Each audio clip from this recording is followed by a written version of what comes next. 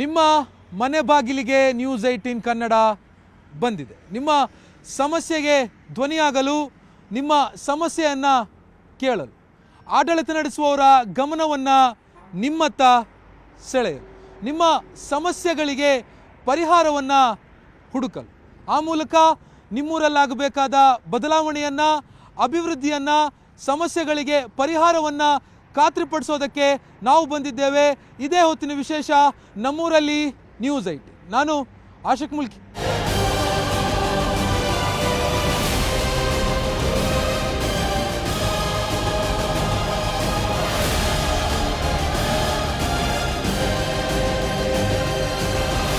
ಕಳೆದ ಹಲವು ವರ್ಷಗಳಿಂದ ಉಡುಪಿ ಜಿಲ್ಲೆಯಲ್ಲಿ ನಿರಂತರವಾಗಿ ಒಂದು ಕಾರ್ಖಾನೆಯನ್ನು ಉಳಿಸ್ಕೊಳ್ಳೋದಕ್ಕೋಸ್ಕರ ಹೋರಾಟವನ್ನು ಮಾಡ್ತಾ ಇರುವಂಥದ್ದು. ದಕ್ಷಿಣ ಕನ್ನಡ ಜಿಲ್ಲೆ ಸಹಕಾರಿ ಸಕ್ಕರೆ ಕಾರ್ಖಾನೆ 1965ರಿಂದ ಕಾರ್ಯಾಚರಣೆಯನ್ನು ಶುರು ಮಾಡಿ ರೀಸೆಂಟಾಗಿ ಅಂದರೆ 2003-4ರವರೆಗೂ ಕೂಡ ಕೆಲಸವನ್ನು ಮಾಡಿತ್ತು. ಅದಾದ ನಂತರ ನಿರಂತರವಾಗಿರುವಂಥ ಹಸ್ತಕ್ಷೇಪ ಮತ್ತು ಕೆಲವೊಂದು ಎಡವಟ್ಟುಗಳಿಂದ ಅದೀಗ ಮುಚ್ಚಿ ಹೋಗಿರುವಂಥದ್ದು. ಅದನ್ನು ಮತ್ತೆ ಸ್ಥಾಪಿಸಬೇಕು ಅನ್ನುವಂಥ ನಿಟ್ಟಿನಲ್ಲಿ ರೈತರು, ಸ್ಥಳೀಯ ಮುಖಂಡರು, ಮಾಜಿ ಸಭಾಪತಿಗಳೆಲ್ಲರೂ ಕೂಡ ನಿರಂತರವಾಗಿ ಹೋರಾಟವನ್ನು ಮಾಡ್ತಾ ಇರುವಂಥದ್ದು. ಈಗ ನಮ್ಮ ಜೊತೆಗೆ ಮಾಜಿ ಸಭಾಪತಿಗಳಿದ್ದಾರೆ, ಅವ್ರನ್ನ ಮಾತಾಡ್ಸೋಣ. ಅವರು ಸ್ಥಳೀಯರು ಕೂಡ ಈ ಒಂದು ಹೋರಾಟವನ್ನು ನೇತೃತ್ವವನ್ನು ಅವರು ವಹಿಸ್ಕೊಂಡಿದ್ದಾರೆ. ಸರ್, ಭಾಳ ದೊಡ್ಡ ಹಲವು ವರ್ಷಗಳಿಂದ ಹೋರಾಟಗಳು ನಡೀತಾ ಇದೆ. ಒಂದು ಸಕ್ಕರೆ ಕಾರ್ಖಾನೆಯನ್ನು ಉಳಿಸ್ಕೊಳ್ಳೋದಕ್ಕಾಗಿಲ್ಲ, ಅದರಲ್ಲೂ ಕೂಡ ಸಾಕಷ್ಟು ಅವ್ಯವಹಾರಗಳು ನಡೆದಿರುವಂಥದ್ದು. ದಕ್ಷಿಣ ಕನ್ನಡ ಜಿಲ್ಲಾ ಸಹಕಾರಿ ಸಕ್ಕರೆ ಕಾರ್ಖಾನೆ ಮತ್ತು ವರಾಯಿ ಯೋಜನೆ ಇವೆರಡು 1979-80 ಅಲ್ಲಿ ಶಂಕುಸ್ಥಾಪನೆ ಆಯಿತು.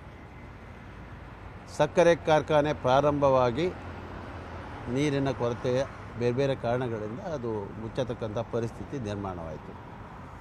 ವರಾಯಿ ಯೋಜನೆ ಪ್ರಾರಂಭವಾಗಿ ಅದು ಕುಂಟುತ್ತಾ ಸಾಗಿ ಸುಮಾರು 2014ರಲ್ಲಿ ಇದೇ ಉಡುಪಿ ಜಿಲ್ಲಾ ರೈತ ಸಂಘ ಮತ್ತು ಸಮಾನ ಮನಸ್ಕ ರೈತ ಸಂಘಟನೆಗಳು ಮತ್ತು ಬೇರೆ ಬೇರೆ ಸಂಘಟನೆಗಳು ಒಟ್ಟಾಗಿ ಸೇರಿ ವರಾಯಿಯ ಭಾಗದಲ್ಲಿ ಸತ್ಯಾಗ್ರಹವನ್ನು ಮಾಡಿದ್ವಿ. ಅಂದಿನ ಸಂದರ್ಭದಲ್ಲಿ ನಮ್ಮ ನಾಯಕರಾಗಿರ್ತಕ್ಕಂಥ ಆಸ್ಕರ್ ಫೆರ್ನಾಂಡಿಸ್ರವರ ಒಂದು ಮುತುವರ್ಜಿಯಿಂದ ಆ ಭಾಗಕ್ಕೆ ನೀರಾವರಿ ಸಚಿವರು, ಮುಖ್ಯಮಂತ್ರಿಯವರು, ಕಂದಾಯ ಸಚಿವರು ಎಲ್ಲ ಬಂದು ಈ ಒಂದು ನೀರಾವರಿ ಯೋಜನೆಯನ್ನು ಉದ್ಘಾಟನೆ ಮಾಡಿದರು. ಈಗ ಮಾಡ್ತಿರೋ ಪ್ರತಿಭಟನೆ ಸರ್, ಇದು ಯಾವುದರ ಏನು ಈ ಬೇಡಿಕೆ ಅಥವಾ ಈಗ ಹೊಸದಾಗಿ ಬಂದಂಥ ಆಡಳಿತ ಮಂಡಳಿ ಅವರ ಉದ್ದೇಶ ಬರುವಾಗ ಇದನ್ನು ಪುನಶ್ಚೇತನ ಮಾಡಬೇಕು, ಈ ಸಕ್ಕರೆ ಕಾರ್ಖಾನೆ ನಿಂತಿರೋದನ್ನು ಪ್ರಾರಂಭ ಮಾಡಬೇಕು ಅನ್ನತಕ್ಕಂಥ ಸದುದ್ದೇಶದಿಂದ ಈ ಒಂದು ಆಡಳಿತ ಮಂಡಳಿ ಬಂದರೂ ಸಹ ಅವರಿಗೆ ಅದನ್ನು ನಿರ್ವಹಿಸಲಿಕ್ಕಾಗಿಲ್ಲ. ಹಿಂದಿನ ಬೋರ್ಡು ಇರತಕ್ಕಂಥ ಸಂದರ್ಭದಲ್ಲಿ ಒಂದು 25 ಎಕರೆನ ಇಲ್ಲಿ ಮೆಡಿಕಲ್ ಕಾಲೇಜಿಗೆ ಕಾದಿರಿಸಬೇಕು ಮತ್ತು ಈ ಕಾರ್ಖಾನೆಯನ್ನು ಪುನಶ್ಚೇತನ ಮಾಡಬೇಕು ಅನ್ನತಕ್ಕಂಥ ಉದ್ದೇಶ ಇತ್ತು. ಆದರೆ ಈ ಹೊಸ ಬೋರ್ಡು ಬಂದಂಥ ಸಂದರ್ಭದಲ್ಲಿ ಅವರ ಚಿಂತನೆ ಏನಾಗಿತ್ತು, ಎಥನಾಲ್ ಮಾಡಬೇಕು ಮತ್ತು ಅದರೊಟ್ಟಿಗೆ ಈ ಸಕ್ಕರೆ ಕಾರ್ಖಾನೆಯ ಅಭಿವೃದ್ಧಿ ಮಾಡಬೇಕಾದ್ರೆ ಆರ್ಥಿಕವಾದ ಸಹಾಯ ಬೇಕಾಗುತ್ತೆ ಅನ್ನತಕ್ಕಂಥ ಹಿನ್ನೆಲೆಯಲ್ಲಿ ಅವರೇ ಅದನ್ನು ಈ ವ್ಯಾಲ್ಯೂಯೇಷನ್ ಮಾಡಿ ಗುಜರಿ ಅಂತ ಪರಿವರ್ತನೆ ಮಾಡಿ ಮಾರಾಟ ಮಾಡತಕ್ಕಂಥ ಒಂದು ಪ್ರಯತ್ನವನ್ನು ಮಾಡಿದರು. ಅದೇ ರೀತಿಯಲ್ಲಿ ಅಲ್ಲ ಹೇಳ್ತೀವಿ, ನಿಟ್ಟೆ ಎಜುಕೇಷನ್ ಸೊಸೈಟಿ ಅವರ ಮುಖಾಂತರ ವ್ಯಾಲ್ಯೂಯೇಷನ್ ಮಾಡಿದರು. ಆನಂತರ ಯಾವುದೋ ಒಂದು ನಾರ್ತ್ ಕರ್ನಾಟಕದ ಒಂದು ಸಕ್ಕರೆ ಕಾರ್ಖಾನೆಯನ್ನು ಗುಜರಿಯನ್ನು ಯಾವ ರೀತಿಯಲ್ಲಿ ಪರಿವರ್ತನೆ ಮಾಡಿದ್ದಾರೆ, ಅದೇ ರೀತಿ ಈ ಕಾರ್ಖಾನೆಯನ್ನು ಸಹ ಗುಜರಿ ಅಂತ ಕನ್ವರ್ಟ್ ಆಗಿ ಅದನ್ನು ಏಲಮ್ಮಿಗೆ ಅಥವಾ ಹರಾಜಿಗೆ ಅವಕಾಶ ಮಾಡಿಕೊಡಿ ಅನ್ನತಕ್ಕಂಥ ಮನವಿಯನ್ನು, ಬೇಡಿಕೆಯನ್ನು ಬೋರ್ಡಿನ ಮುಖಾಂತರ ಸರ್ಕಾರಕ್ಕೆ ಸಂಬಂಧಪಟ್ಟಂಥ ಇಲಾಖೆಗೆ ಕಳಿಸಿದರು. ಅವರು ಪಾರದರ್ಶಕವಾಗಿ ಇದನ್ನು ನಡೆಸ್ಕೊಂಡು ಹೋಗಿ ಅನ್ನತಕ್ಕಂಥ ವಿಚಾರವನ್ನು ತಿಳಿಸಿದರು. ಸರ್ಕಾರದ ಅಧಿಕಾರಿಗಳು ಮತ್ತು ಅದಕ್ಕೆ ಪೂರಕವಾಗಿರತಕ್ಕಂಥ ಏನು ಗುತ್ತಿಗೆದಾರರು ಇವರೆಲ್ಲ ಸೇರಿ ಏನು KG ಪ್ರಕಾರ ದರವನ್ನು ನಿಗದಿ ಮಾಡಬೇಕು ಅನ್ನತಕ್ಕಂಥದ್ದು ಇದ್ದರೂ ಸಹ KG ಪ್ರಕಾರ ದರವನ್ನು ನಿಗದಿ ಮಾಡಿದೆ ಸಾರಾಸಗಟಾಗಿ ಏನು ಗುಜರಿಯನ್ನು ಮಾರಾಟ ಮಾಡಿದರು. ಆ ಮಾರಾಟ ಮಾಡತಕ್ಕಂಥ ಸಂದರ್ಭದಲ್ಲಿ ಏನು ಟರ್ಮ್ಸ್ ಆ್ಯಂಡ್ ಕಂಡೀಷನ್ಸ್ ಇದೆ ಅದನ್ನು ವೈಲೇಟ್ ಮಾಡಿ ಬಹುಶಃ ಎಲ್ಲ ಸಂಪೂರ್ಣವಾಗಿ ಕಾನೂನು ಬಾಹಿರವಾಗಿ ಮಾಡ್ತಾಯಿದ್ರು. ಬ್ರಹ್ಮಾವರ ಪೊಲೀಸ್ ಠಾಣೆಗೆ ದೂರು ಸಲ್ಲಿಸಿದಾಗ ಅದನ್ನು ಪರಿಗಣಿಸದೇ ಇರತಕ್ಕಂಥ ಸಂದರ್ಭದಲ್ಲಿ ಪುನಃ ನಮ್ಮ ವಕೀಲರು ಹೇಳಿದರು, ನೀವು ಎಸ್ ಪಿ ಅವರನ್ನು ಭೇಟಿಯಾಗಿ ಹೇಳಿ ಅಂತ ಹೇಳಿದ್ವಿ. ನಾವೆಲ್ಲ ರೈತ ಸಂಘದ ಪದಾಧಿಕಾರಿಗಳು ಮತ್ತು ರೈತರು ಎಸ್ ಪಿ ಅವ್ರನ್ನ ಭೇಟಿಯಾಗಿ ಈ ಒಂದು ಕಂಪ್ಲೇಂಟನ್ನು ಕೊಟ್ಟಾಗ ಅವರು ನೀವು ಖಾಸಗಿ ದೂರನ್ನು ಸಲ್ಲಿಸಿ ಅನ್ನತಕ್ಕಂಥದ್ದು ಹೇಳಿದರು. ಬಲ್ಲಿ ಇಲ್ಲಿರತಕ್ಕಂಥ ಪ್ರಶ್ನೆ ಏನಂತ ಹೇಳಿದರೆ, ಸರ್ಕಾರಿ ಹಣ ಲೂಟಿಯಾದಾಗ ಅಥವಾ ರೈತರ ಒಂದು ಸಂಸ್ಥೆಯ ಹಣ ಲೂಟಿಯಾದಾಗ ಖಾಸಗಿ ದೂರನ್ನು ಕೊಡುವುದು ಎಷ್ಟು ಔಚಿತ್ಯ? ಸರ್ಕಾರದ ಸೊತ್ತನ್ನು ಸರ್ಕಾರದ ಅಧಿಕಾರಿಗಳೇ ಉಳಿಸ್ಕೊಳ್ಳಿಕ್ಕೆ ಆಗದೇ ಇರತಕ್ಕಂಥ ವ್ಯವಸ್ಥೆ ಅಡಿಯಲ್ಲಿ ನಾವಿದ್ದೀವಿ ಅನ್ನತಕ್ಕಂಥ ತೋರಿಸುವ ಉದ್ದೇಶದಿಂದ ಈ ಒಂದು ಧರಣಿಯ ಪ್ರಕ್ರಿಯೆ ಪ್ರಾರಂಭ ಆಯಿತು. ಆ ನಂತರ ಅವ್ರು ಹೇಳಿದರು, ವಕೀಲರು ಹೇಳಿದರು, ಹೈಕೋರ್ಟಿಗೆ ಹೋಗೋಣ. ಆದರೆ ಇಲ್ಲಿ ನಾವು ಗಮನಿಸಬೇಕಾಗಿರ್ತಕ್ಕಂಥ ವಿಚಾರ, ಇಲ್ಲಿ 3 ಆಯಾಮಗಳಿವೆ. ಒಂದು ಕಾರ್ಯಾಂಗ, ಮತ್ತೊಂದು ಶಾಸಕಾಂಗ, ಮತ್ತೊಂದು ನ್ಯಾಯಾಂಗ. ನೀವು ಕಾರ್ಯಾಂಗಕ್ಕೆ 2.5 ವರ್ಷಗಳ ಹಿಂದೆಯೇ ಅರ್ಜಿಯನ್ನು ಕೊಟ್ಟಿದ್ದೀರಿ, ಗಮನಕ್ಕೆ ತಂದಿರಿ. ಸರ್ಕಾರದ ಹಣ ಲೂಟಿ ಆಗ್ತಾ ಇದೆ ಅನ್ನತಕ್ಕಂಥದ್ದು ಅವ್ರ ಗಮನಕ್ಕೆ ತಂದ ಮೇಲೂ ಸಹ 2 ವರ್ಷದಿಂದ ಅವರೇನು ಮಾಡದೇ ಇರತಕ್ಕಂಥದ್ದು ಕಾರ್ಯಾಂಗದ ಸ್ಪಷ್ಟ ವೈಫಲ್ಯ. ಆನಂತರ ನೀವೇನು ಹೇಳ್ತೀರಿ ಎರಡೂವರೆ ವರ್ಷ. ಈ 2.5 ವರ್ಷದಲ್ಲಿ ಯಾವುದೇ ಮಾಧ್ಯಮಗಳಲ್ಲಿ ಈಗ ಆಗಿರತಕ್ಕಂಥ ಘಟನೆಗಳ ಬಗ್ಗೆ ಯಾವ ರಾಜ್ಯದ ಅಥವಾ ಎರಡೂ ಜಿಲ್ಲೆಗಳ ಯಾವುದೇ ಜನಪ್ರತಿನಿಧಿಗಳು ಅದು ಖಂಡನೆ ಮಾಡಿಲ್ಲ. ಸೊ ಇದು ಸಹ ಶಾಸಕಾಂಗದ ವೈಫಲ್ಯ ಅಂತ ಹೇಳ್ತೀವಿ. ಈ ಒಂದು 14 ಕೋಟಿಯ ಹಗರಣದಲ್ಲಿ, ಮಿಕ್ಕಿ ಬಹುಕೋಟಿ ಹಗರಣದಲ್ಲಿ ಉಡುಪಿ ಜಿಲ್ಲಾ ರೈತ ಸಂಘ ಮಾಹಿತಿಯನ್ನು ಕಲೆ ಹಾಕಿದಾಗ, ಮಾಹಿತಿ ಹಾಕಿ ನೋಡಿ ಕಾರ್ಖಾನೆಗೆ ಅರ್ಜಿಯನ್ನು ಸಲ್ಲಿಸಿದಾಗ 46 ಲೋಡು 1774 ಟನ್ನು ಕಬ್ಬಣ ಸಾಗಾಟ ಆಗಿದೆ ಅನ್ನುವಂಥದ್ದು ಲಿಖಿತ ಮಾಹಿತಿಯನ್ನು ಕೊಡ್ತಾರೆ. ಅದಕ್ಕೆ ಪೂರಕವಾದ ದಾಖಲೆಗಳನ್ನ ಕೇಳಿದಾಗ, ಇ-ವೇ ಬಿಲ್, ಇನ್ವಾಯ್ಸ್, ಗೇಟ್ ಪಾಸ್ಗಳನ್ನ ಕೇಳಿದಾಗ ನಮ್ಮಲ್ಲಿ ಲಭ್ಯ ಇಲ್ಲ ಅನ್ನುವಂಥ ಮಾಹಿತಿಯನ್ನು ಕಾರ್ಖಾನೆಯವರು ನೀಡ್ತಾರೆ. ತದನಂತರ ನಮ್ಮ ಅಧ್ಯಕ್ಷರಿಗೇನೋ ಡೌಟ್ ಬಂತು, ಇಲ್ಲೇನೋ ವ್ಯವಹಾರ ಆಗಿದೆ ಅನ್ನುವಂಥ ಕೆಲವು ಏನು ಕಾರ್ಖಾನೆ ಆಡಳಿತ ಮಂಡಳಿಯ ಸದಸ್ಯರೇ ಅಧ್ಯಕ್ಷತ್ರ ದೂರು ಕೊಟ್ಟರು, ಏನೋ ಆಗ್ತಾಯಿದೆ ಅಂತೇಳಿ. ಆ ದೆಸೆಯಲ್ಲಿ ಏನು ರೈತ ಸಂಘ ಇದೆ ನಮ್ಮದು, ರೈತರ ಹಿತ ಕಾಪಾಡುವಲ್ಲಿ ನಾವು ಮುತುವರ್ಜಿವಹಿಸಬೇಕಾಗಿರೋದು ನಮ್ಮ ಕರ್ತವ್ಯ. ಆ ದೆಸೆಯಲ್ಲಿ ನಮ್ಮ ಅಧ್ಯಕ್ಷರು ಕಾರ್ಯಪ್ರವೃತ್ತರಾದರು. ನಾವು ಬೇರೆ ಬೇರೆ ಆಯಾಮಗಳಲ್ಲಿ ಬೇರೆ ಬೇರೆ ದಿಕ್ಕಿನಲ್ಲಿ ಈ ವಿಚಾರವನ್ನು ಪರಾಮರ್ಶಿಸಿದಾಗ, ನಾವು ನಮ್ಮದೇ ಆದ ಮಾನದಂಡದ ಮೂಲಕ ಕೆಲವು ಮಾಹಿತಿಗಳನ್ನು ಕಲೆ ಹಾಕಿದಾಗ, ಮುಖ್ಯವಾಗಿ ಸಾಗಾಟ ಆಗಿರುವಂಥದ್ದು 85 ಲೋಡು ಆ್ಯಸ್ ಪರ್ ರೆಕಾರ್ಡ್. ಇದೇನೋ ಬಾಯಿ ಮಾತಿನ ಆಪಾದನೆ ಅಲ್ಲ, ನಮ್ಮಲ್ಲಿರುವ ದಾಖಲೆಗಳ ಪ್ರಕಾರ 85 ಲೋಡು ಸಾಗಾಟ ಆಗಿದೆ.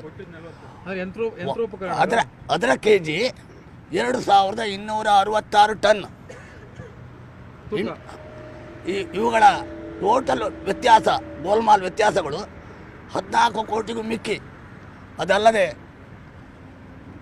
ಪಾರದರ್ಶಕವಾಗಿ ಟೆಂಡರ್ ಕರೆದಿದೆ. ಟೆಂಡರ್ನಲ್ಲಿ ಸೇರದ ತಳಪಾಯದ ಕಲ್ಲನ್ನು ಕದ್ದು ಮಾರಿರತಕ್ಕಂಥ ಆಡಳಿತ ಮಂಡಳಿ ಇದರಲ್ಲಿ ಭಾಗಿಯಾಗಿದ್ದಾರೆ. ಇದರಲ್ಲಿ ಸಕ್ಕರೆ ಕಾರ್ಖಾನೆಯ ಉನ್ನತ ಮಟ್ಟದ ಅಧಿಕಾರಿಗಳು, ಶುಗರ್ ಕಮಿಷನರ್, ಟೆಕ್ನಿಕಲ್ ಕಮಿಟಿ, ತಾಂತ್ರಿಕ ಸಮಿತಿಯವರು, ತುಪ್ಪರಾಜ್ ಶೆಟ್ಟಿ ನೇತೃತ್ವದ ಆಡಳಿತ ಮಂಡಳಿ, ಹಾಗೆ ಸಿಬ್ಬಂದಿ, ಇವರೆಲ್ಲ ಜಂಟಿಯಾಗಿ ಈ ಒಂದು ಭ್ರಷ್ಟಾಚಾರದ ಪ್ರಕರಣದಲ್ಲಿ ಭಾಗಿಯಾಗಿದ್ದಾರೆ. ಜಂಟಿಯಾಗಿ ಸೇರಿಕೊಂಡು ಮಾಡಿರ್ತಾರೆ. ನಾವು ಹಿಂದಿನ ಸರ್ಕಾರದ ಅವಧಿಯಲ್ಲಿ ಪತ್ರಗಳನ್ನು ಬರೆದೆವು. ಈ ಸರ್ಕಾರದ ಅವಧಿಯಲ್ಲಿ ಕೂಡ ನಮಗೆ ನ್ಯಾಯ ಸಿಗಲಿಲ್ಲ. ಆ ದೆಸೆಯಲ್ಲಿ ನ್ಯಾಯ ಸಿಗುವ ತನಕ ಈ ಧರಣಿಯನ್ನು ಮುಂದುವರಿಸ್ತಾ ಇದ್ದೇವೆ. ಸರ್, ಇದೊಂದು ಕಾರ್ಖಾನೆ ಮುಚ್ಚಿ ಹೋಗಿದ್ದು ದುರದೃಷ್ಟಕರ. ರೈತರಿಗೆ ಕೃಷಿ ಮಾಡೋದಕ್ಕೆ, ಕಬ್ಬು ಬೆಳೆಯೋದಕ್ಕೆ ನೀರಿಲ್ಲ ಅನ್ನುವಂಥದ್ದು. ಮುಚ್ಚಿ ಹೋಗಿದ್ದು ಎರಡನೇ ಮಾತು, ನೀರು ಕೊಡುವಂಥ ಹೊಣೆ ಸರ್ಕಾರದ ಮೇಲಿಲ್ವಾ ಸರ್?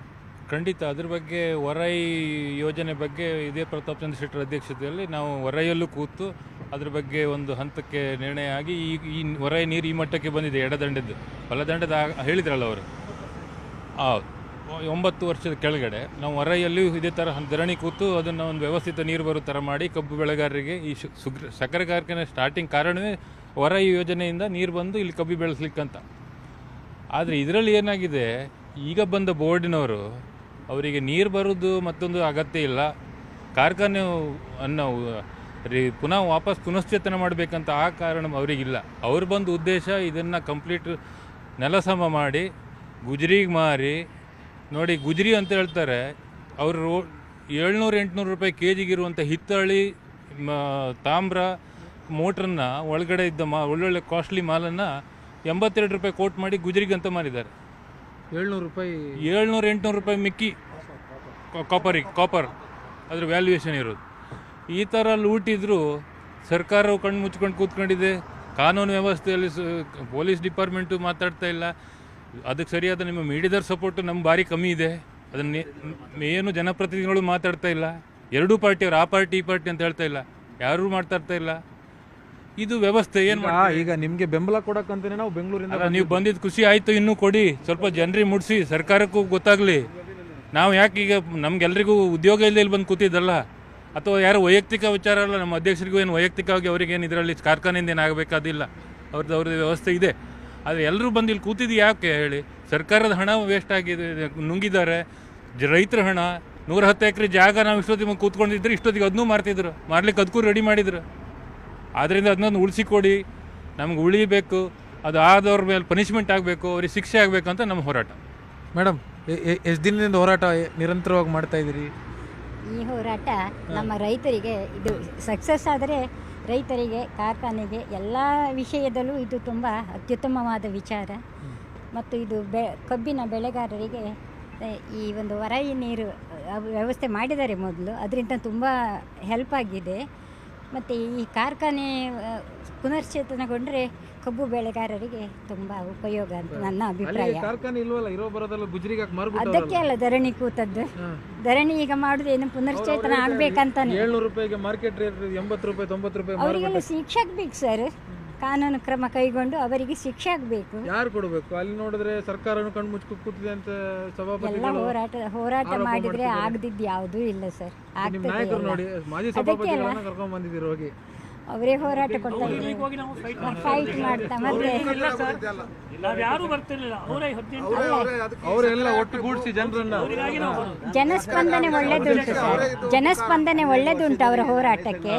ಹಾಗಾಗಿ ಹೌದು, ರೈತ ಸಂಘದ ಅಧ್ಯಕ್ಷರು ಮತ್ತೆ ಹೇಳುದೆಂತ, ಆ ಕಳ್ಳರನ್ನ ಹಿಡಿಬೇಕು, ಅರೆಸ್ಟ್ ಮಾಡಬೇಕು, ಅವರಿಗೆ ಶಿಕ್ಷೆ ಆಗಬೇಕು. ಮತ್ತೆ ನಮ್ಮ ಕಾರ್ಖಾನೆ ಪುನಶ್ಚೇತನಗೊಳ್ಬೇಕು. ಹಣ ಗವರ್ಮೆಂಟ್ಗೆ ಬರುವಂತ ಆ ಕಾರ್ಖಾನೆ ಹಣ ರಿಕವರಿ ಆಗಬೇಕಂತ ನನ್ನ ಅಭಿಪ್ರಾಯ.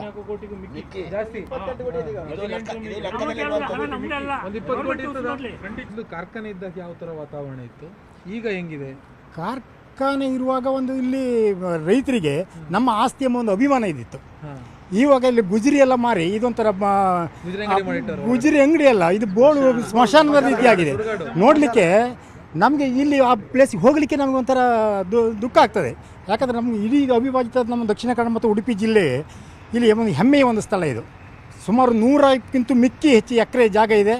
ಇಲ್ಲಿ ರೈತರ ಇಲ್ಲಿಯ ಜನರ ಬೇಡಿಕೆ ನಮಗೆ ಒಂದು ಕಾರ್ಖಾನೆ ಮುಂದುವರಿಬೇಕು, ಹಾಗೂ ಇಲ್ಲದಿದ್ದಲ್ಲಿ ಬೇರೆ ಒಂದು ಇದಕ್ಕೆ ರೈತರಿಗೆ ಪೂರಕವಾಗುವಂಥ ಕೆಲವೊಂದು ಯೋಜನೆಗಳು ಬರಬೇಕು, ಇಲ್ಲ ಕೃಷಿ ವಿಶ್ವವಿದ್ಯಾಲಯ ಆಗಬೇಕೆಂದು ಸಹ ನಮ್ಮ ರೈತ ಮುಖಂಡ ನಮ್ಮ ಪ್ರತಾಪ್ ಶೆಟ್ಟರು ನಮ್ಮ ಬೇಡಿಕೆ ಸಹ ಆಗಿದೆ. ನಾವು ಇದರ ಬಗ್ಗೆ ಇಂಥ ಒಂದು ನಾವು ಹೋರಾಟ ಮಾಡಬೇಕಾದ್ರೆ ನಮ್ಮ ಹೆಮ್ಮೆಯ ಸ್ಥಳವಾದ ಈ ಒಂದು ಸ್ಥಳವನ್ನು ಈ ಗುಜರಿಗೆ ಮಾರಿ ಈ ಸ್ಥಳವನ್ನು ಸಹ ಮಾರಲಿಕ್ಕೆ ಹೊರಟಿದ್ದಾರೆ. ಈ ವಿಳಂಬ ನೀತಿಯನ್ನು ನೋಡಿದರೆ ಇದು ನಮಗೆ ಮತ್ತು ಸಂಶಯಕ್ಕೆ ಮಾಡಿಕೊಟ್ಟಿದೆ. ಈ ಭೂಮಿಯನ್ನಷ್ಟು ಉಳಿಯುವುದೇ ಕಷ್ಟ ಅಂತ. ಆದ್ದರಿಂದ ಈಗ ಇದನ್ನು ಉಳಿಸಿಕೊಳ್ಳೋ ಜವಾಬ್ದಾರಿ ನಮಗೆ. ಹೇಳ್ತಾ ಇದ್ರು ಗುಜರಿಗೆ ಮಾರಿದ್ರು 4.25 ಕಾಸಿಗೆ ಮಾರಿಬಿಟ್ರು ಅಂತ. ಮಾರಿ ಆಯ್ತಲ್ಲ. ಈಗ ಈ ವಿಳಂಬ ನೀತಿ ಈಗಳಿನ ಹೌದು, ಈಗಳಿನ ಧೋರಣೆ ನೋಡಿದರೆ ಈ ಸ್ಥಳ ಉಳಿಯೋದು ಕಷ್ಟ. ಇಂಥವ್ರು ಬಂದರೆ ಈ ಭೂಮಿ ಸಹ ಉಳಿಯುವುದಿಲ್ಲ. ನಮ್ಗೆ ಅದೇ ಭಯ. ಆದ್ದರಿಂದ ಈಗ ಎಚ್ಚೆತ್ತುಕೊಳ್ಳದಿದ್ರೆ ಈ ರೈತರು ನಾವೆಲ್ಲರೂ ಎಚ್ಚೆತ್ತುಕೊಳ್ಳದಿದ್ರೆ ತುಂಬ ಕಷ್ಟ ಉಂಟು ಮುಂದೆ. ಸಕ್ಕರೆ ಕಾರ್ಖಾನೆಯ ಬಹುಕೋಟಿ ಹಗರಣದ ಈ ಒಂದು ಸತ್ಯಾಗ್ರಹದಲ್ಲಿ ಇವತ್ತು 6ನೇ ದಿನ ನಾವು ಪಾಲ್ಗೊಳ್ತಾ ಇದ್ದೇವೆ. ನಮ್ಮ ಕವರಡಿ ತಾಲೂಕ್ ಪಂಚಾಯತ್ ವ್ಯಾಪ್ತಿಯ ಎಲ್ಲ ರೈತ ಬಾಂಧವರು ಇಲ್ಲಿ ಸೇರಿದ್ದೇವೆ. ನಮ್ಮ ನಾಯಕರಾಗಿ ನಮ್ಮ ಅಧ್ಯಕ್ಷರು ಸುಮಾರು 10-12 ನಿಮಿಷ ಮಾತಾಡಿದ್ದಾರೆ ಈಗ ನಮ್ಮ ಹತ್ರ. ನಮಗೆ ನಮ್ಮ ಅಧ್ಯಕ್ಷರು ಇವತ್ತು ನಮ್ಮ ವರಾಯಿ ಯೋಜನೆ ಒಂದು 80% ಕಾಮಗಾರಿ ಆಗಲಿಕ್ಕೆ ಅವರ ಧರಣಿಯ ಸತ್ಯಾಗ್ರಹದಿಂದ ಇವತ್ತು ಈ ಮಟ್ಟಕ್ಕೆ ಬಂದಿದೆ. ಅವರು ಬೊಮ್ಮವರ ಸಕ್ಕರೆ ಕಾರ್ಖಾನೆ ಉಳಿಯುಗಾಗಿ ಹೋರಾಟ ಮಾಡಿದಂಥ ವ್ಯಕ್ತಿ. ಅವರು ನಮ್ಮ ರಾಜ್ಯದಲ್ಲಿ ಒಂದು ವಿಶಿಷ್ಟ ಸ್ಥಾನವನ್ನು ಹೊಂದಿರತಂಥ ವ್ಯಕ್ತಿ. ಅವರು ಅವರ ಹೋರಾಟ ಯಾವತ್ತು ಅವ್ರ ಜೊತೆಯಲ್ಲಿ ನಾವೆಲ್ಲ ರೈತ ಬಾಂಧವರ ಜೊತೆಲಿ ಇದ್ದೇವೆ ಅಂತ ಹೇಳಲಿಕ್ಕೆ ನಾವು ಇಷ್ಟಪಡ್ತೇವೆ. ಅಲ್ಲ ಸರ್, ಈ ಕಳ್ಳರನ್ನೆಲ್ಲ ಯಾಕೆ ಸರ್ಕಾರ ಹಿಂಗೆ ಪೋಷಣೆ ಬಚಾವ್ ಮಾಡೋದು ಯಾಕೆ ಅಂತ? ಅದು ನಾವು ಸರ್ಕಾರದ ಅದನ್ನ ನಿಮ್ಮ ಹತ್ರ ಕೇಳ್ತಾ ಇದ್ದೀವಿ. ನಾವು ಈಗ ನಾನು ನೀವೆಲ್ಲ ಒಂದೇ, ಇವರು ಸ್ವಲ್ಪ ಸ್ಪೆಷಲ್. ಹೇಳ್ತೀನಿ. ಇವರು ಮಾಜಿ ಸಭಾಪತಿ, ಇವರಿಗೆ ಗೊತ್ತಿರ್ತದೆ, ಹೇಳ್ತೀನಿ, ಇವ್ರಿಗೆ ಒಳಗಡೆದೆಲ್ಲ ಗೊತ್ತಿರ್ತದೆ. ಯಾಕೆ ಸರ್ ಹಿಂಗೆ ಬಚಾವ್ ಮಾಡೋದು? ನಾನು ಹೇಳ್ತೀನಿ. ನಾನು ಶಾಸಕನಾಗಿ ಶಾಸಕನ ಕರ್ತವ್ಯವನ್ನು ನಿರ್ವಹಿಸಿದ್ದೇನೆ. ಅದೆಲ್ಲ ಕೇಳಿ ಕೇಳಿ ಕೇಳಿ. ಆಯಾ ಹುದ್ದೆಗಳಲ್ಲಿರುವಾಗ ಆ ಹುದ್ದೆಗೆ ನ್ಯಾಯವನ್ನು ಕೊಡಿಸ್ತಕ್ಕಂಥದ್ದು ಯಾವುದೇ ಒಬ್ಬ ರೈತ ಆಗಲಿ, ಒಬ್ಬ ಜನಪ್ರತಿನಿಧಿಯ ಒಂದು ಧರ್ಮ. ಆ ಒಂದು ಹಿನ್ನೆಲೆ ನಾನು ರೈತ ಸಂಘದ ಅಧ್ಯಕ್ಷನಾಗಿ ಇಲ್ಲಿ ರಸ್ತೆ ಬದಿಯಲ್ಲಿ ಕೂತ್ಕೊಂಡು, ನಿರಂತರವಾಗಿ ಕೂತ್ಕೊಂಡು, ಈ ವಯಸ್ಸಾದವರು ಬೇರೆ ಬೇರೆ ಬಂದು ಕೂತ್ಕೊಂಡಾಗ ಮೈ ನೋವು ಹೋಗ್ತಾಯಿದೆ. ಯಾಕೆ ಕೇಳಿದರೆ, ಯಾರೋ ಮಾಡಿದ ತಪ್ಪಿಗೆ ನಾವು ಶಿಕ್ಷೆಯನ್ನು ಅನುಭವಿಸ್ತಾ ಇದ್ದೀವಿ. ಇದೆಲ್ಲ ನೋಡಿ, ಕಾರ್ಯಾಂಗ, ಶಾಸಕಾಂಗ, ನ್ಯಾಯಾಂಗ ಎಲ್ಲ ವೈಫಲ್ಯಗಳನ್ನು ಕಂಡಾಗ ಮುಂದೆ ರೈತನ ಪರಿಸ್ಥಿತಿ ಹೇಗಾಗ್ಬೋದು ಅನ್ನುವಂಥದ್ದನ್ನು ಅವರ ಗಮನ. ಊಟ ತಿಂಡಿಯಲ್ಲಿ ಹೇಗೆ? ಹೌದು, ಅದೇ ಹೇಳಿದ್ವಲ್ಲ, ಎಲ್ಲ ವ್ಯವಸ್ಥೆ ನಮ್ಮ ರೈತ ಸಂಘ ಮಾಡಿಸ್ತಾ ಇದೆ ಸರ್. ರೈತ ಸಂಘದವರೇ ಎಲ್ಲ ವ್ಯವಸ್ಥೆ ಸಿಗ್ತದೆ. ಅಯ್ಯೋ, ಊಟ ಸೋಫಾ ಇರ್ತದೆ ಆರಾಮಾಗಿ. ನಮ್ಗೆ ಅಭ್ಯಾಸ, ರೈತ ಸಂಘಕ್ಕೆ ಅಭ್ಯಾಸ ಇದೆ ಸರ್. ನಾವು 18 ದಿವಸ ಮೊದಲು ಮಾಡಿದವ್ರೆ. ಈ ಸಲ ನಾವು 30 ದಿವಸಕ್ಕೆ ಈಗ ಆಗೇ ಇತ್ತು. 30 ದಿವಸ ಕೂತ್ಕೊಳ್ತೇವೆ ನಾವು. ಎಷ್ಟು ದಿವಸ ಆದ್ರೂ ನಾವು ಕೂತ್ಕೊಳ್ತೇವೆ. ನಮ್ಮ ಸರ್ಕಾರ ನೀವು ಕಣ್ತರಿಸಬೇಕು. ನೀವು ಬೆಂಗಳೂರಿಂದ ಚಾನಲಲ್ಲಿ ಹಾಕಿ ನಮ್ಮ ಬಗ್ಗೆ ತಿಳಿಸ್ಬೇಕು ಸರ್. ಈಗ ನಾನು ಮುಂದೆ ಕೂತಿರೋರನ್ನ ಮಾತಾಡಿಸ್ತೇನೆ. ತುಂಬ ಹೊತ್ತಿಂದ ಅವ್ರು ಕಾಯ್ತಾ ಇದ್ದಾರೆ. ಸರ್, ನಿಮ್ಮ ನಾಯಕರೆಲ್ಲ ಹೇಳ್ತಾ ಇದ್ರು, ಈಗ ಎಂತ ಮಾಡೋದು? ಈಗ ಇದೊಂದು ನಮಗೆ ನ್ಯಾಯ ಸಿಗಬೇಕು.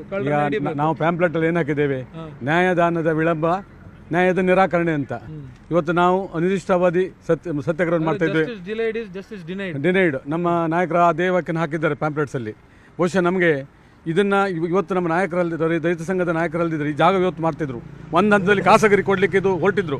ಆವಾಗ ನಮ್ಮ ರೈತ ಸಂಘದವರು ಆಕ್ಷೇಪಣೆ ಮಾಡೋದ್ರಿಂದ ಇದು ಉಳ್ಕೊಂಡಿದೆ. ಇವತ್ತು ನಾವು ಈ ಹೋರಾಟವನ್ನು ಮಾಡದೇ ಇದ್ದರೆ ಇವ್ರು ನೆಕ್ಸ್ಟ್ ಹಂತ ಇದನ್ನು ಮಾರುವಂಥದ್ದು. ಬಹುಶಃ ಈ ಮುಂದಿನ ದಿನದಲ್ಲಿ ಇದನ್ನು ಸರಿಯಾಗಿ ವಿಚಾರಣೆ ಮಾಡಿ ಎಷ್ಟು ಹಗರಣ ಆಗಿದೆ ಆ ದುಡ್ಡನ್ನು ಸರ್ಕಾರಕ್ಕೆ ವಾಪಸ್ ಕಟ್ಟುವಾಗ ಆಗಬೇಕು. ತಪ್ಪಿತಸ್ಥರಿಗೆ ಶಿಕ್ಷೆ ಆಗಬೇಕು ಎನ್ನುವುದು ನಮ್ಮ ರೈತ ಸಂಘದ. ಹಗರಣ ಮಾಡುವಾಗ ಒಂದು ಮಾದರಿ ಇದೆ ಸರ್. ಮೊದಲು ಅಂಚು ಮಾರೋದು, ಆಮೇಲೆ ಅದರ ಪಕ್ಕಾಸ್ ಮಾರೋದು, ಆಮೇಲೆ ಗೋಡೆ ಮಾರೋದು, ಸ್ವಿಚ್ ಮಾರೋದು, ಕೊನೆಗೆ ಜಾಗವನ್ನೇ ಮಾರ್ಬಿಡೋದು ಅಂತ. ಎಲ್ಲ ಒಟ್ಟಿಗೆ ಮಾರಿಬಿಡೋದು.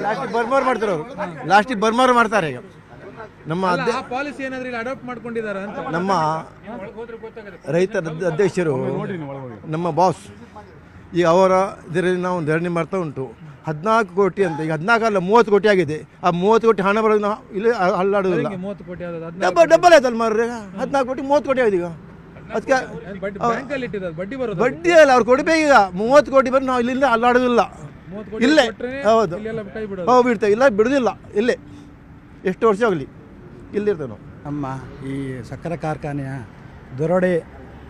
ದರೋಡೆಯ ಬಗ್ಗೆ, ದರೋಡೆಯ ನ್ಯಾಯ ಸಿಗೋರವರೆಗೂ, ಆಗ ಅದರಲ್ಲಿ ಮಾರಾಟವಾದ ಹಣ ವಾಪಸ್ಸು ಸಿಗೋರವರೆಗೂ, ಅವರಿಗೆ ಶಿಕ್ಷೆ ಆಗೋರವರೆಗೂ ನಿರಂತರವಾಗಿ ಹೋರಾಟ ಮಾಡಿಯೇ ಮಾಡುತ್ತೇವೆ. ನಮ್ಮ ಸಭಾಪತಿಯ ಮಾಜಿ ಸಭಾಪತಿಯವರ ಹೇಳಿಕೆಯ ಮೇರೆಗೆ ಎಲ್ಲರನ್ನ ಒಟ್ಟಿಗೆ ಕರ್ಕೊಂಡು ಹೋಗೋದು ನೀವಾ? ಅದು ಮುಂದುವರಿಸ್ತೇವೆ, ನಿರಂತರವಾಗಿ ಮುಂದುವರಿಸ್ತೇವೆ. ಪಾಪ ಸುದೀರ್ಘ ರಾಜಕಾರಣ ಎಲ್ಲ ಮಾಡಿ ಮನೆಯಲ್ಲಿ ಆರಾಮಾಗಿರೋ ವಯಸ್ಸವ್ರದ್ದು. ನೀವು ನೋಡಿದ್ರೆ ಅವ್ರನ್ನ ತಂದು ಇಲ್ಲಿ ಅವರ ಏಳಿಗೆಗೆ, ಅವ್ರು ನಮ್ಮ ಏಳಿಗೆಯಾಗಿ ಇದ್ದಿದ್ದು. ಅವರು ಇನ್ನೂ ಅವ್ರ ಜೊತೆಗೆ ನಾವು ಸಾವಿರವರೆಗೂ ಹೋರಾಟ ಮಾಡ್ತೇವೆ. ಈಗ ಈ ದರೋಡೆಯಲ್ಲಿ ಯಾರು ಮಾಡಿದ್ದು ಅಂತ, ಯಾವ್ಯಾವರಲ್ಲಿ ಯಾರು ಮಾಡಿರೋದು? ಯಾರು ಇದರಲ್ಲಿದ್ದ ಹಿಂದಿನ ಬೋರ್ಡಿನಲ್ಲಿ ಯಾರು ಅಧ್ಯಕ್ಷರು, ಉಪಾಧ್ಯಕ್ಷರು, ಕಾರ್ಯದರ್ಶಿಗಳು, ಇತರ ಸದಸ್ಯರುಗಳು, ಅಧಿಕಾರಿಗಳು ಎಲ್ಲರಿದ್ದಾರೆ. ಅವರನ್ನೆಲ್ಲ ಬಂಧನ ಮಾಡಿ ಆ ದರೋಡೆ ಮಾಡಿದ ಹಣವನ್ನು ಸಕ್ಕರೆ ಕಾರ್ಖಾನೆಗೆ ವಾಪಸ್ ಬರಬೇಕು. ಅಲ್ಲಿವರೆಗೆ ನಿರಂತರ ಹೋರಾಟ ಮಾಡ್ತೀವಿ. ಸರ್, ಯಾರ್ಯಾರಿದ್ರು ಸರ್ ಅಧಿಕಾರಿಗಳು? ಈಗ ರಾಜಕಾರಣಿಗಳಿದ್ರೆ ಅದರಲ್ಲಿ ಎನ್ಕ್ವೈರಿ ಮಾಡಿ ಅದು ಅವ್ರು ಇದ್ದಿದ್ರೆ ಎಲ್ಲ ಆರಾಮಾಗಿ ಆಗ್ತದೆ. ರಾಜಕಾರಣಿಗಳಿದ್ರೆ ಅಧಿಕಾರಿಗಳು ಎಲ್ಲ ಇದ್ದಾರೆ. ಮತ್ತು ಆಡಳಿತ ಮಂಡಳಿ ಅಧಿಕಾರಿಗಳು, ಆಡಳಿತ ಮಂಡಳಿ ಎಲ್ಲ ನೀಟಾಗಿ ಪ್ಲಾನ್ ಮಾಡಿಕೊಂಡು ಹಗರಣ ಮಾಡಿದ್ದಾರೆ ಅಂತ ಹೇಳ್ತಾ ಇದ್ದಾರೆ. ಇಲ್ಲಿ ಸರ್ಕಾರ ಆಗಲಿ ನ್ಯಾಯಾಂಗ ನಮಗೆಲ್ಲ ವಿಫಲ ಆಗಿದೆ, ನಮಗೆ ನ್ಯಾಯ ಕೊಡಿಸೋದಕ್ಕಂತ ಹೇಳ್ತಾ ಇದ್ದಾರೆ ನಿಮ್ಮ ಅಧ್ಯಕ್ಷರು. ನ್ಯಾಯ ಸಿಗದೆ ನಾವು ಹೇಳುವುದಿಲ್ಲ ಇಲ್ಲಿಂದ. ಅಲ್ಲಾಡೋದಿಲ್ಲ. ನಾವು ನೋಡಿ ಟೆಂಟ್ ಎಲ್ಲ ಗಟ್ಟಿ ಹಾಕಿದ್ದೇವೆ, ಬೆಲ್ಟ್ ಮಾಡಿದ್ದೇವೆ, ಎಲ್ಲ ಗಾಳಿಗಳು ಯಾರು ಹೋಗುದಿಲ್ಲ. ಕಮ್ಮ ಗಟ್ಟಿ ಉಂಟು ನೋಡಿ. ಸರಿ ಸರ್, ಈಗ ಕೊನೆಯದಾಗಿ ಸರ್ ಎಂತ ಹೇಳೋದು? ಕೊನೆಯದಾಗಿ ನೀವು ಅಲ್ಲಿಂದ ಇಲ್ಲಿ ತನಕ ಬಂದಕ್ಕೆ ಧನ್ಯವಾದಗಳು. ಒಂದು ಎರಡನೇದಾಗಿ ಇದು ನಮ್ಮ ಆ ಸರ್ಕಾರ ಈ ಸರ್ಕಾರ ಅನ್ನತಕ್ಕಂಥದ್ದಲ್ಲ. ಪ್ರಾರಂಭ ಹಿಂದಿನ ಸರ್ಕಾರ, ಈಗ ಹೋರಾಟ ಈ ಸರ್ಕಾರದ ಸಂದರ್ಭದಲ್ಲಿ.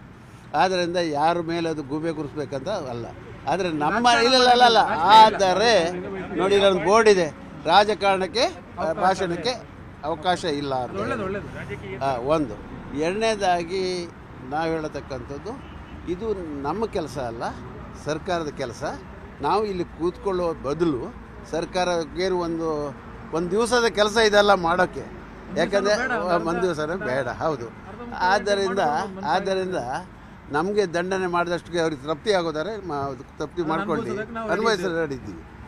Okay, thank you. ಇದಿಷ್ಟು ನಿರಂತರವಾಗಿ ಈ ಒಂದು ಸಕ್ಕರೆ ಕಾರ್ಖಾನೆಯಲ್ಲಿ ಆಗಿರುವಂಥ ಅವ್ಯವಹಾರವನ್ನು ಖಂಡಿಸಿ ಪ್ರತಿಭಟನೆ ಮಾಡ್ತಾ ಇರುವಂಥ ರೈತರ ಮಾತು. ಕೇವಲ ಇಲ್ಲಿ ಆಗಿರುವಂಥ ಅವ್ಯವಹಾರವನ್ನು ಬಯಲಿಗೆ ಎಳೆಯುವುದು ಮಾತ್ರವಲ್ಲ, ಈ ಸಕ್ಕರೆ ಕಾರ್ಖಾನೆಯನ್ನು ಪುನಶ್ಚೇತನಗೊಳಿಸೋದಕ್ಕೆ ಬೇಕಾಗಿರುವಂಥ ಕ್ರಮವನ್ನು ಕೂಡ ಸರ್ಕಾರ ಆದಷ್ಟು ಬೇಗ ಮಾಡಬೇಕು ಅನ್ನುವಂಥ ಮಾತನ್ನು, ಬೇಡಿಕೆಯನ್ನು ರೈತರು ರಾಜ್ಯ ಸರ್ಕಾರದ ಮುಂದೆ ಇಡ್ತಾ ಇರುವಂಥದ್ದು. ಈಗಲಾದರೂ ಸರ್ಕಾರ ಎಚ್ಚೆತ್ತುಕೊಳ್ಳುತ್ತಾ ಅನ್ನೋದನ್ನು ಕಾದು ನೋಡಿ. ಇದಾಗಿತ್ತು ಈ ಹೊತ್ತಿನ ವಿಶೇಷ. ನಿರಂತರ ಸುದ್ದಿಗಾಗಿ ನೋಡ್ತಾ ಇರಿ News 18 ಕನ್ನಡ. ಜಾಲ ನಮ್ಮದು, ಬಲ ನಿಮ್ಮದು.